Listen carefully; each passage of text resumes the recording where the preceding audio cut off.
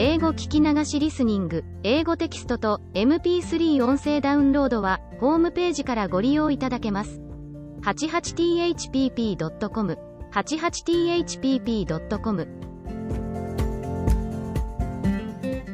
The Adventures of Sherlock Holmes by Arthur Conan Doyle.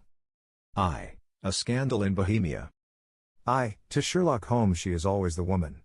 I have seldom heard him mention her under any other name. In his eyes she eclipses and predominates the whole of her sex. It was not that he felt any emotion akin to love for Irene Adler. All emotions, and that one particularly, were abhorrent to his cold, precise but admirably balanced mind. He was, I take it, the most perfect reasoning and observing machine that the world has seen, but as a lover he would have placed himself in a false position. He never spoke of the softer passions, save with a jibe and a sneer. They were admirable things for the observer, excellent for drawing the veil from men's motives and actions. But for the trained reasoner to admit such intrusions into his own delicate and finely adjusted temperament was to introduce a distracting factor which might throw a doubt upon all his mental results. Grit in a sensitive instrument, or a crack in one of his own high-power lenses, would not be more disturbing than a strong emotion in a nature such as his. And yet there was but one woman to him, and that woman was the late Irene Adler, of dubious and questionable memory. I had seen little of Holmes lately. My marriage had drifted us away from each other. My own complete happiness, and the home-centered interests which rise up around the man who first finds himself master of his own establishment, were sufficient to absorb all my attention, while Holmes, who loathed every form of society with his whole bohemian soul, remained in our lodgings in Baker Street, buried among his old books, and alternating from week to week between cocaine and ambition, the drowsiness of the drug, and the fierce energy of his own keen nature. He was still, as ever, deeply attracted by the study of crime, and occupied his immense faculties and extraordinary powers of observation in following out those clues, and clearing up those mysteries which had been abandoned as hopeless by the official police. From time to time I heard some vague account of his doings, of his summons to Odessa in the case of the Trepoff murder, of his clearing up of the singular tragedy of the Atkinson brothers at Trincomalee, and finally of the mission which he had accomplished so delicately and successfully for the reigning family of Holland. Beyond these signs of his activity, however, which I merely shared with all the readers of the daily press, I knew little of my former friend and companion. One night, it was on the 20th of March, 1888, I was returning from a journey to a patient, for I had now returned to civil practice, when my way led me through Baker Street. As I passed the well-remembered door, which must always be associated in my mind with my wooing, and with the dark incidents of the study in scarlet, I was seized with a keen desire to see Holmes again, and to know how he was employing his extraordinary powers. His rooms were brilliantly lit, and, even as I looked up, I saw his tall, spare figure pass twice in a dark silhouette against the blind. He was pacing the room swiftly, eagerly, with his head sunk upon his chest and his hands clasped behind him. To me, who knew his every mood and habit, his attitude and manner told their own story. He was at work again. He had risen out of his drug-created dreams and was hot upon the scent of some new problem. I rang the bell and was shown up to the chamber which had formerly been in part my own. His manner was not effusive. It seldom was, but he was glad, I think, to see me. With hardly a word spoken, but with a kindly eye, he waved me to an armchair, threw across his case of cigars, and indicated a spirit case and a gasogene in the corner. Then he stood before the fire and looked me over in his singular introspective fashion. "Wedlock suits you," he remarked. "I think, Watson, that you have put on 7.5 pounds since I saw you." 7. I answered. "Indeed, I should have thought a little more. Just a trifle more, I fancy, Watson. And in practice again, I observe. You did not tell me that you intended to go into harness." "Then, how do you know?" "I see it, I deduce it. How do I know that you have been getting yourself very wet lately, and that you have a most clumsy and careless servant girl?" "My dear Holmes," said I, "this is too much. You would certainly have been burned, had you lived a few centuries ago. It is true that I had a country walk on Thursday and came home in a dreadful mess, but as I have changed my clothes I can't imagine how you deduce it. As to Mary Jane, she is incorrigible, and my wife has given her notice, but there, again, I fail to see how you work it out." He chuckled to himself and rubbed his long, nervous hands together. "It is simplicity itself," said he. "My eyes tell me that on the inside of your left shoe, just where the firelight strikes it, the leather is scored by 6 almost parallel cuts. Obviously they have been caused by someone who has very carelessly scraped round the edges of the sole in order to remove crusted mud from it. Hence, you see, my double deduction that you had been out in vile weather, and that you had a particularly malignant boot-slitting specimen of the London slavey. As to your practice, if a gentleman walks into my room smelling of iodoform, with a black mark of nitrate of silver upon his right forefinger, and a bulge on the right side of his top hat to show where he has secreted his stethoscope, I must be dull, indeed, if I do not pronounce him to be an active member of the medical profession. I could not help laughing at the ease with which he explained his process of deduction. When I hear you give your reasons, I remarked, the thing always appears to me to be so ridiculously simple that I could easily do it myself, though at each successive instance of your reasoning I am baffled until you explain your process. And yet I believe that my eyes are as good as yours. Quite so, he answered, lighting a cigarette and throwing himself down into an armchair. You see, but you do not observe. The distinction is clear. For example, you have frequently seen the steps which lead up from the hall to this room. Frequently. How often? Well, some hundreds of times. Then how many are there? How many? I don't know. Quite so. You have not observed. And yet you have seen. That is just my point. Now, I know that there are 17 steps, because I have both seen and observed. By the way, since you are interested in these little problems, and since you are good enough to chronicle one or two of my trifling experiences, you may be interested in this. He threw over a sheet of thick, pink-tinted notepaper which had been lying open upon the table. It came by the last post, said he. Read it aloud. The note was undated, and without either signature or address. There will call upon you tonight, at 7:45, it said, a gentleman who desires to consult you upon a matter of the very deepest moment. Your recent services to one of the royal houses of Europe have shown that you are one who may safely be trusted with matters which are of an importance which can hardly be exaggerated. This account of you we have from all quarters received. Be in your chamber then at that hour, and do not take it amiss if your visitor wear a mask. This is indeed a mystery, I remarked. What do you imagine that it means? I have no data yet. It is a capital mistake to theorize before one has data. Insensibly one begins to twist facts to suit theories, instead of theories to suit facts. But the note itself. What do you deduce from it? I carefully examined the writing, and the paper upon which it was written. The man who wrote it was presumably well-to-do, I remarked, endeavoring to imitate my companion's processes. Such paper could not be bought under half a crown a packet. It is peculiarly strong and stiff. Peculiar, that is the very word, said Holmes. It is not an English paper at all. Hold it up to the light. I did so, and saw a large E with a small g, a P, and a large G with a small t woven into the texture of the paper. What do you make of that? Asked Holmes. The name of the maker, no doubt, or his monogram, rather. Not at all. The G with the small t stands for Gesellschaft, which is the German for company. It is a customary contraction like our co. P, of course, stands for papier. Now for the egg. Let us glance at our Continental Gazetteer. He took down a heavy brown volume from his shelves. Eglo, Eglinets, here we are, Egria. It is in a German-speaking country, in Bohemia, not far from Carlsbad. Remarkable as being the scene of the death of Wallenstein, and for its numerous glass factories and paper mills. Ha, my boy, what do you make of that? His eyes sparkled, and he sent up a great blue triumphant cloud from his cigarette. The paper was made in Bohemia, I said. Precisely. And the man who wrote the note is a German. Do you note the peculiar construction of the sentence, this account of you we have from all quarters received? A Frenchman or Russian could not have written that. It is the German who is so uncourteous to his verbs. It only remains, therefore, to discover what is wanted by this German who writes upon Bohemian paper and prefers wearing a mask to showing his face. And here he comes, if I am not mistaken, to resolve all our doubts. As he spoke there was the sharp sound of horses' hoofs and grating wheels against the curb, followed by a sharp pull at the bell. Holmes whistled. A pair, by the sound, said he. Yes, he continued, glancing out of the window. A nice little brougham and a pair of beauties. 150 guineas apiece. There's money in this case, Watson, if there is nothing else. I think that I had better go, Holmes. Not a bit, Doctor. Stay where you are. I am lost without my Boswell. And this promises to be interesting. It would be a pity to miss it. But your client? Never mind him.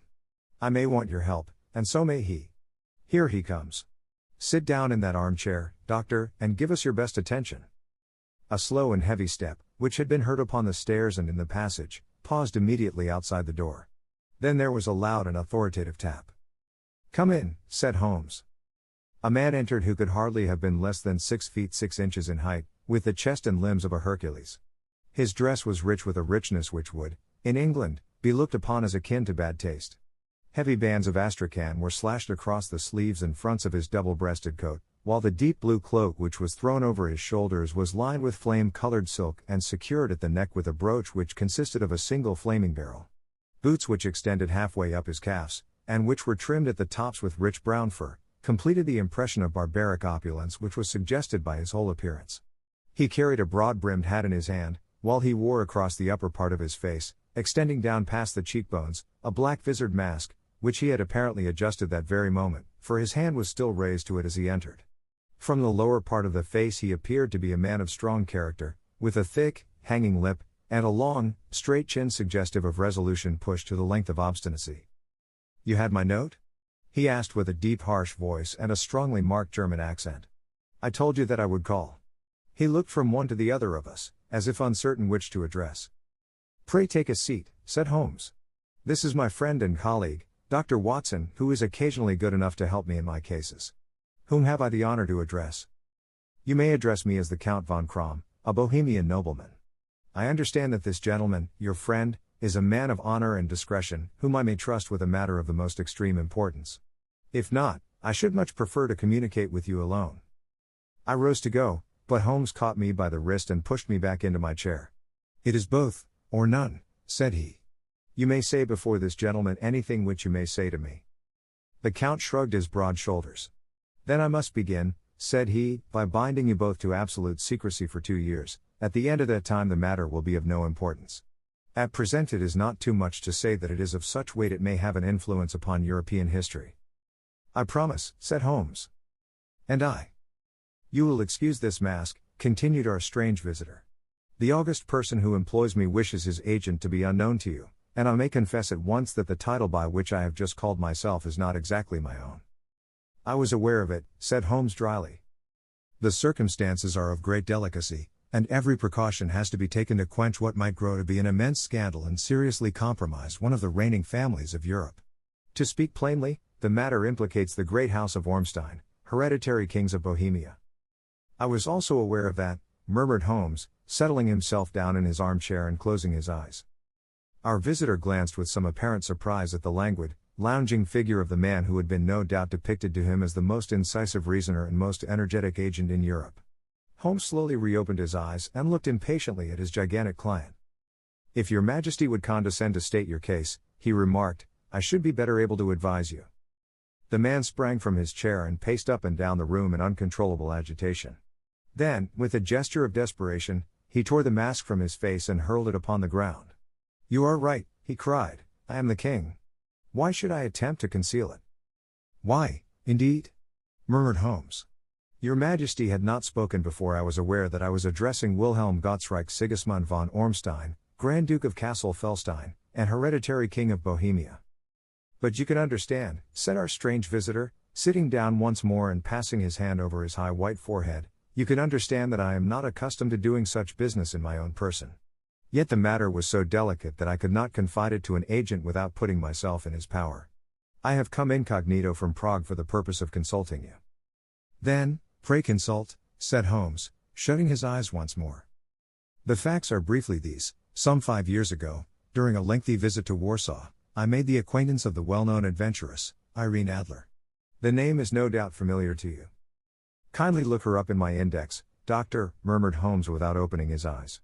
For many years he had adopted a system of docketing all paragraphs concerning men and things, so that it was difficult to name a subject or a person on which he could not at once furnish information. In this case, I found her biography sandwiched in between that of a Hebrew rabbi and that of a staff commander who had written a monograph upon the deep-sea fishes. "Let me see," said Holmes. Born in New Jersey in the year 1858.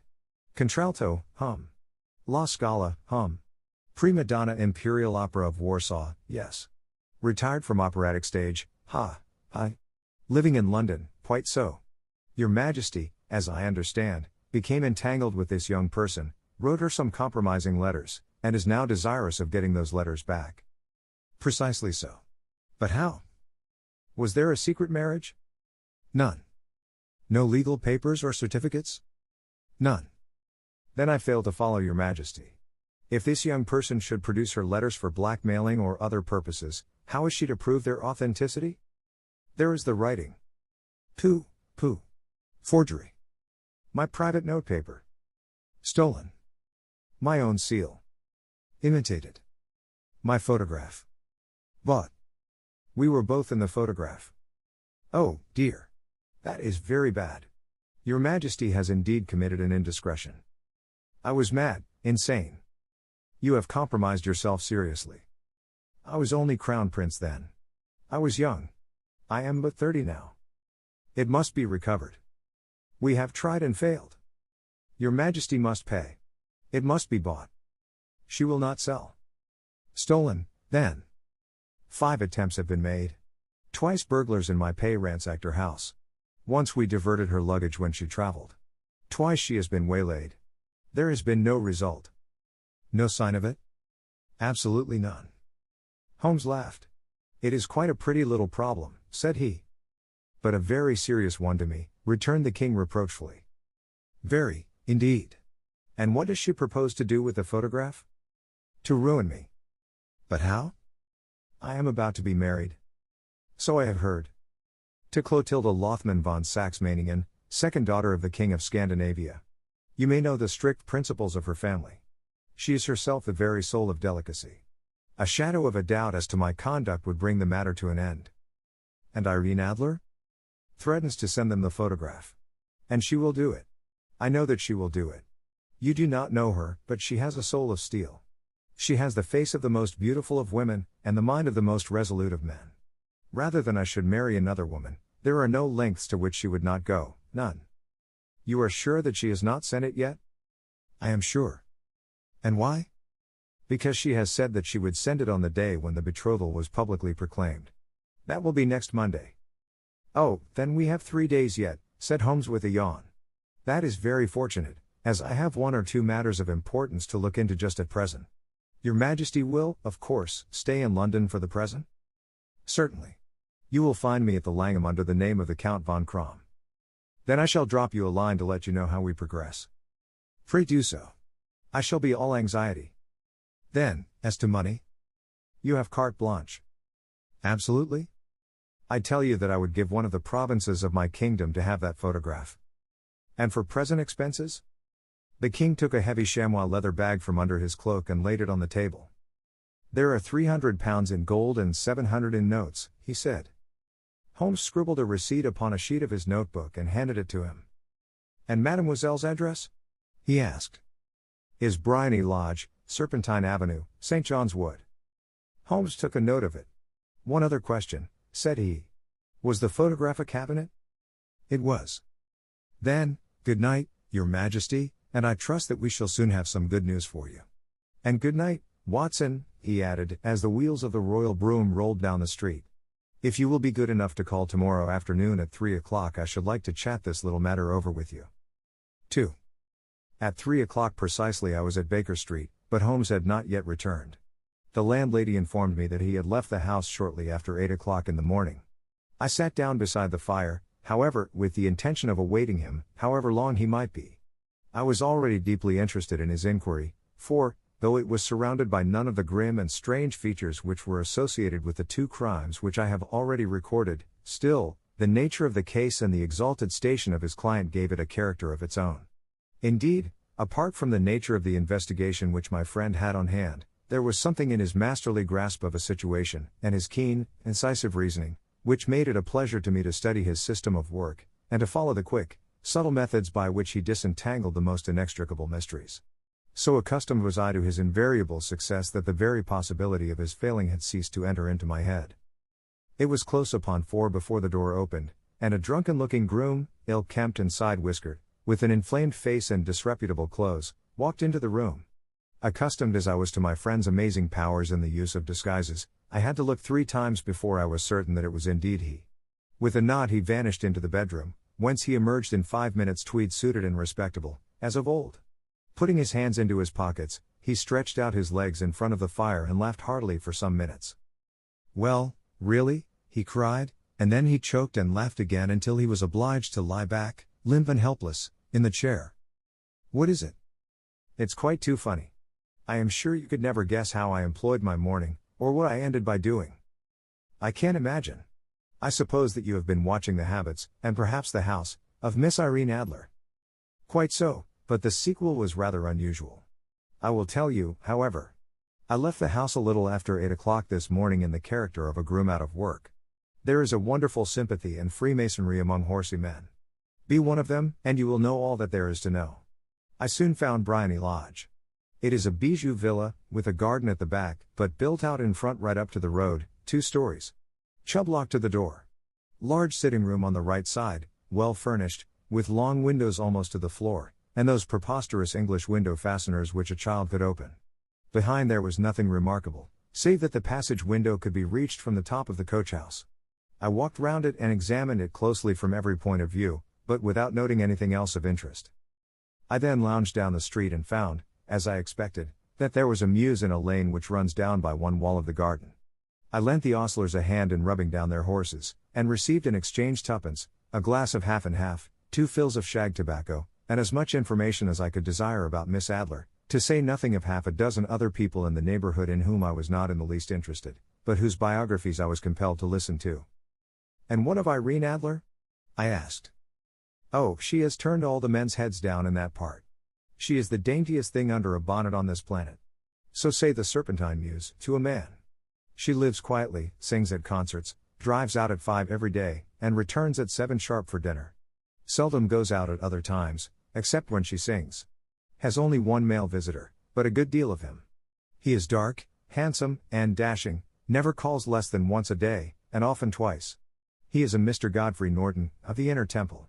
See the advantages of a cabman as a confidant. They had driven him home a dozen times from Serpentine Mews, and knew all about him.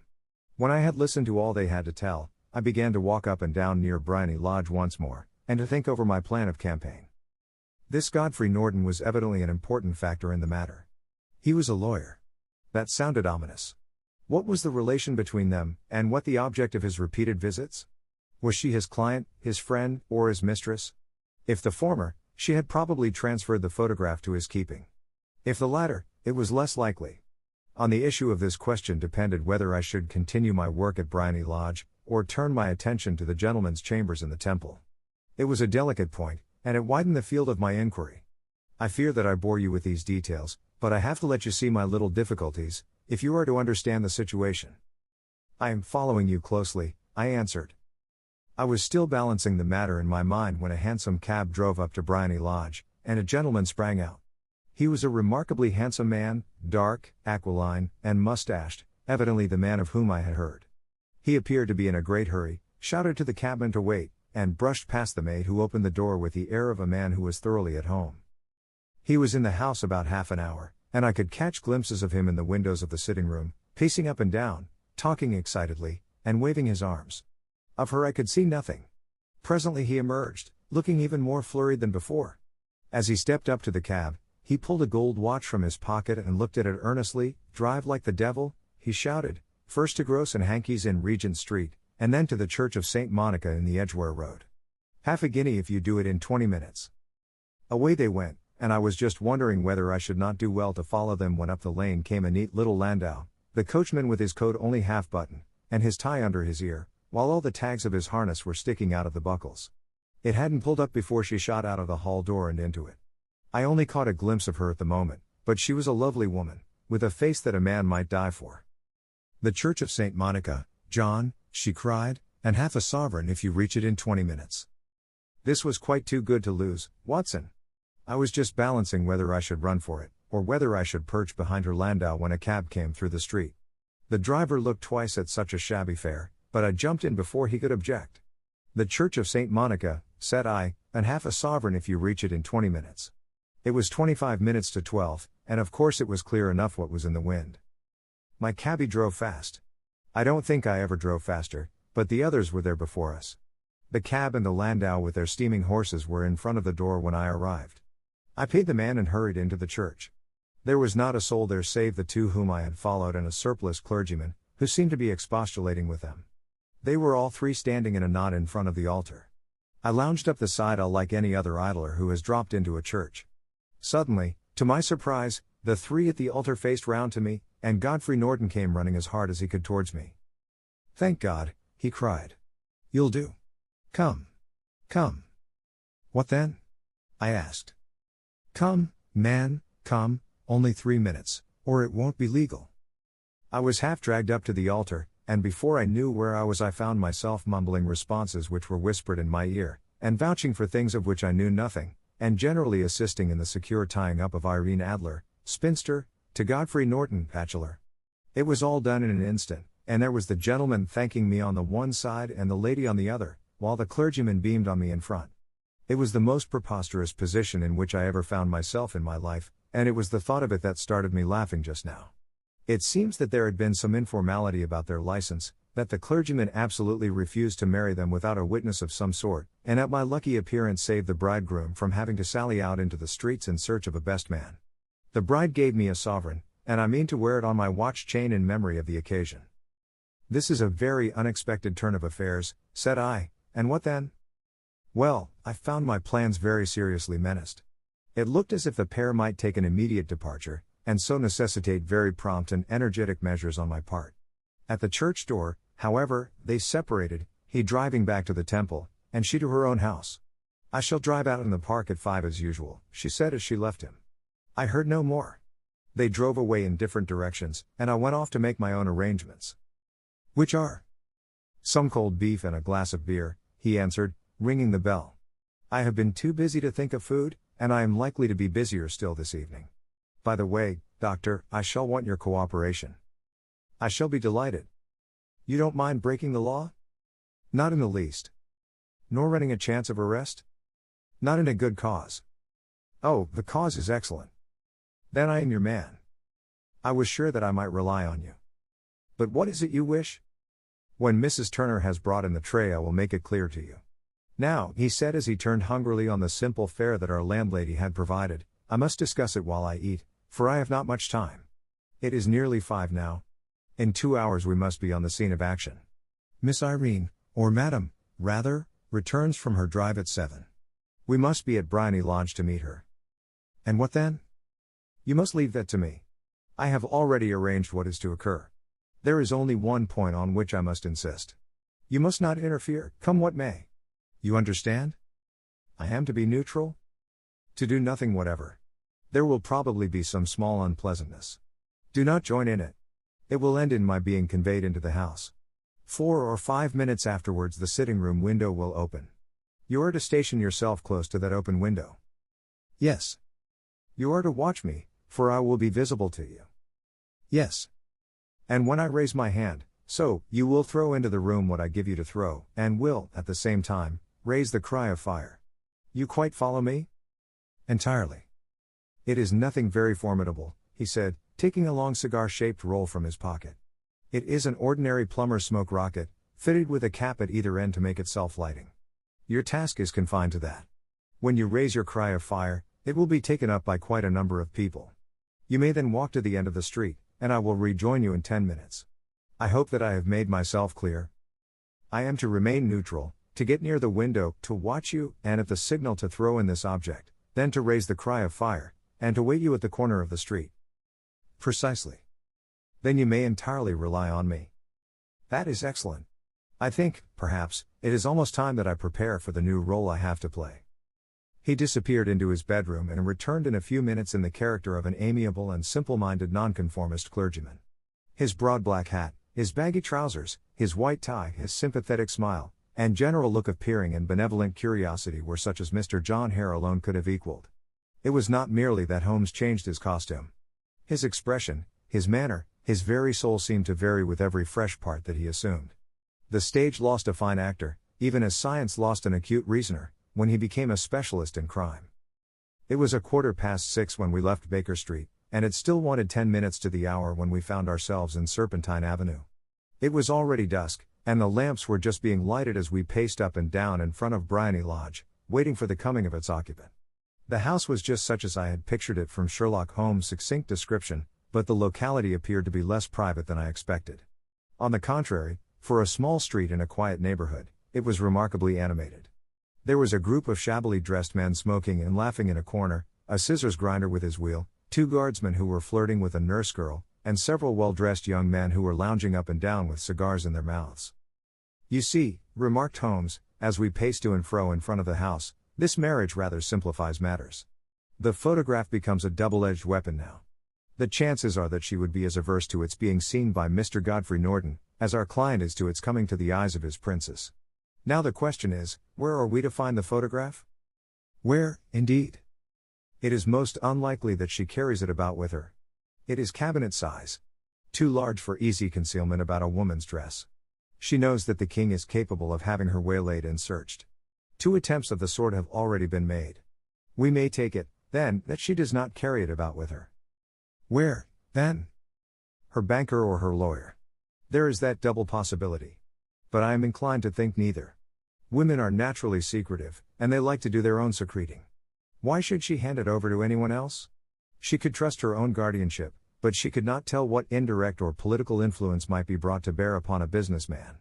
Besides, remember that she had resolved to use it within a few days. It must be where she can lay her hands upon it. It must be in her own house. But it has twice been burgled. Pshaw! They did not know how to look. But how will you look? I will not look. What then? I will get her to show me. But she will refuse. She will not be able to. But I hear the rumble of wheels. It is her carriage. Now carry out my orders to the letter." As he spoke, the gleam of the sidelights of a carriage came round the curve of the avenue. It was a smart little landau which rattled up to the door of Bryony Lodge. As it pulled up, one of the loafing men at the corner dashed forward to open the door in the hope of earning a copper, but was elbowed away by another loafer, who had rushed up with the same intention. A fierce quarrel broke out, which was increased by the 2 guardsmen, who took sides with one of the loungers, and by the scissors grinder, who was equally hot upon the other side. A blow was struck, and in an instant the lady, who had stepped from her carriage, was the center of a little knot of flushed and struggling men, who struck savagely at each other with their fists and sticks. Holmes dashed into the crowd to protect the lady, but, just as he reached her, he gave a cry and dropped to the ground, with the blood running freely down his face. At his fall, the guardsmen took to their heels in one direction and the loungers in the other, while a number of better-dressed people, who had watched the scuffle without taking part in it, crowded in to help the lady and to attend to the injured man. Irene Adler, as I will still call her, had hurried up the steps, but she stood at the top with her superb figure outlined against the lights of the hall, looking back into the street. "Is the poor gentleman much hurt?" she asked. "He is dead," cried several voices. No, there's life in him," shouted another. "But he'll be gone before you can get him to hospital." "He's a brave fellow," said a woman. "They would have had the lady's purse and watch if it hadn't been for him. They were a gang, and a rough one, too. Ah, he's breathing now. He can't lie in the street. May we bring him in, marm?" "Surely. Bring him into the sitting room. There is a comfortable sofa. This way, please." Slowly and solemnly he was borne into Bryony Lodge and laid out in the principal room, while I still observed the proceedings from my post by the window. The lamps had been lit, but the blinds had not been drawn, so that I could see Holmes as he lay upon the couch. I do not know whether he was seized with compunction at that moment for the part he was playing, but I know that I never felt more heartily ashamed of myself in my life than when I saw the beautiful creature against whom I was conspiring, or the grace and kindliness with which she waited upon the injured man. And yet it would be the blackest treachery to Holmes to draw back now from the part which he had entrusted to me. I hardened my heart, and took the smoke rocket from under my ulster. After all, I thought, we are not injuring her. We are but preventing her from injuring another. Holmes had sat up upon the couch, and I saw him motion like a man who is in need of air. A maid rushed across and threw open the window. At the same instant I saw him raise his hand, and at the signal I tossed my rocket into the room with a cry of fire. The word was no sooner out of my mouth than the whole crowd of spectators, well-dressed and ill, gentlemen, ostlers, and servant-maids, joined in a general shriek of fire. Thick clouds of smoke curled through the room and out at the open window. I caught a glimpse of rushing figures, and a moment later the voice of Holmes from within assuring them that it was a false alarm. Slipping through the shouting crowd, I made my way to the corner of the street, and in 10 minutes was rejoiced to find my friend's arm in mine, and to get away from the scene of uproar. He walked swiftly and in silence for some few minutes until we had turned down one of the quiet streets which lead towards the Edgware Road. "You did it very nicely, Doctor," he remarked. "Nothing could have been better. It is all right. You have the photograph?" "I know where it is." "And how did you find out?" "She showed me, as I told you she would. I am still in the dark. I do not wish to make a mystery, said he, laughing. The matter was perfectly simple. You, of course, saw that everyone in the street was an accomplice. They were all engaged for the evening. I guessed as much. Then, when the row broke out, I had a little moist red paint in the palm of my hand. I rushed forward, fell down, clapped my hand to my face, and became a piteous spectacle. It is an old trick. That also I could fathom. Then they carried me in. She was bound to have me in. What else could she do? And into her sitting room, which was the very room which I suspected. It lay between that and her bedroom, and I was determined to see which. They laid me on a couch, I motioned for air, they were compelled to open the window, and you had your chance. How did that help you? It was all important. When a woman thinks that her house is on fire, her instinct is at once to rush to the thing which she values most. It is a perfectly overpowering impulse, and I have more than once taken advantage of it. In the case of the Darlington substitution scandal it was of use to me, and also in the Arnsworth Castle business. A married woman grabs at her baby, an unmarried one reaches for her jewel box. Now it was clear to me that Our Lady of today had nothing in the house more precious to her than what we are in quest of. She would rush to secure it. The alarm of fire was admirably done. The smoke and shouting were enough to shake nerves of steel. She responded beautifully. The photograph is in a recess behind a sliding panel just above the right bell pull. She was there in an instant, and I caught a glimpse of it as she half drew it out. When I cried out that it was a false alarm, she replaced it, glanced at the rocket, rushed from the room, and I have not seen her since. I rose, and, making my excuses, escaped from the house. I hesitated whether to attempt to secure the photograph at once, but the coachman had come in, and as he was watching me narrowly, it seemed safer to wait. A little over-precipitance may ruin all. And now? I asked. Our quest is practically finished. I shall call with the king tomorrow, and with you, if you care to come with us. We will be shown into the sitting room to wait for the lady, but it is probable that when she comes she may find neither us nor the photograph. It might be a satisfaction to His Majesty to regain it with his own hands. And when will you call? At 8 in the morning. She will not be up, so that we shall have a clear field. Besides, we must be prompt, for this marriage may mean a complete change in her life and habits. I must wire to the king without delay. We had reached Baker Street and had stopped at the door. He was searching his pockets for the key when someone passing said, "Good night, Mr. Sherlock Holmes."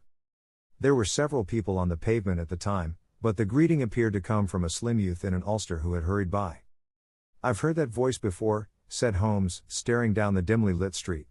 "Now, I wonder who the deuce that could have been." 3. I slept at Baker Street that night, and we were engaged upon our toast and coffee in the morning when the King of Bohemia rushed into the room. "You have really got it," he cried, grasping Sherlock Holmes by either shoulder and looking eagerly into his face. "Not yet. But you have hopes?" "I have hopes." "Then, come. I am all impatience to be gone." "We must have a cab." "No, my brougham is waiting." "Then that will simplify matters." We descended and started off once more for Briony Lodge. "Irene Adler is married," remarked Holmes. "Married? When?" "Yesterday." "But to whom?" "To an English lawyer named Norton." "But she could not love him." "I am in hopes that she does." "And why in hopes?" "Because it would spare your Majesty all fear of future annoyance. If the lady loves her husband, she does not love your Majesty. If she does not love your Majesty, there is no reason why she should interfere with your Majesty's plan." "It is true. And yet. Well. I wish she had been of my own station. What a queen she would have made." He relapsed into a moody silence, which was not broken until we drew up in Serpentine Avenue. The door of Briony Lodge was open, and an elderly woman stood upon the steps. She watched us with the sardonic eyes we stepped from the brougham. "Mr. Sherlock Holmes, I believe?" said she. "I am Mr. Holmes," answered my companion, looking at her with a questioning and rather startled gaze. "Indeed. My mistress told me that you were likely to call. She left this morning with her husband by the 5:15 train from Charing Cross for the Continent." "What?" Sherlock Holmes staggered back, white with chagrin and surprise. "Do you mean that she has left England? Never to return?" "And the papers?" asked the king hoarsely. "All is lost. We shall see." He pushed past the servant and rushed into the drawing room, followed by the king and myself. The furniture was scattered about in every direction, with dismantled shelves and open drawers, as if the lady had hurriedly ransacked them before her flight. Holmes rushed at the bell pull, tore back a small sliding shutter, and, plunging in his hand, pulled out a photograph and a letter. The photograph was of Irene Adler herself in evening dress. The letter was superscribed to Sherlock Holmes, Esquire, to be left till called for. My friend tore it open, and we all three read it together. It was dated at midnight of the preceding night and ran in this way. My dear Mr. Sherlock Holmes, you really did it very well. You took me in completely. Until after the alarm of fire, I had not a suspicion. But then, when I found how I had betrayed myself, I began to think. I had been warned against you months ago. I had been told that, if the king employed an agent, it would certainly be you.